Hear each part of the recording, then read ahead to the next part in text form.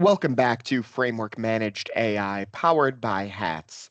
Today's training is going to go over the community workshop. As a member of the Hatz community, you have access to already generated apps, workflows, and agents created and published by the community. To access this list, you can simply go to your Hatz platform. Frameworkai.hatz.ai is our link. Select the Workshop tab, and then you will go to the Discover tab on the left. To find an app, workflow, or agent, you can search for all of them or select which type you're looking for, and then you can search by name.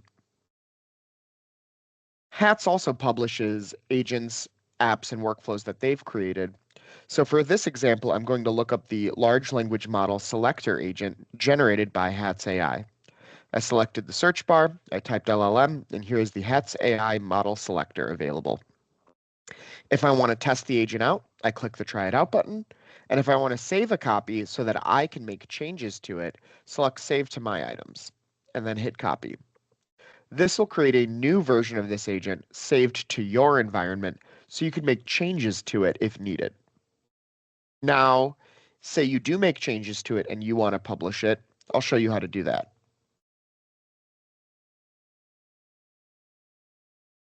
I'm going to go to my workshop, my items, and I'm going to open up my copy of the large language model selector agent that I copied from the community.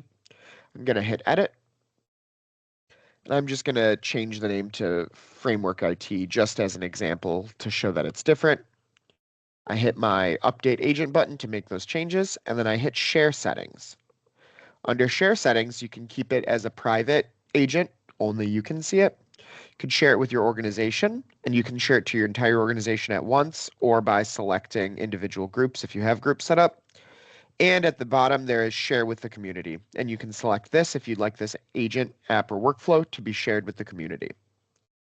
Knowing that we have this library of community apps, workflows, and agents already generated, I would encourage you to check there first before starting to build something for yourself from scratch. There's no need to recreate the wheel when someone else has created the wheel and published it for you to utilize. Thank you, and we'll see you on the next one.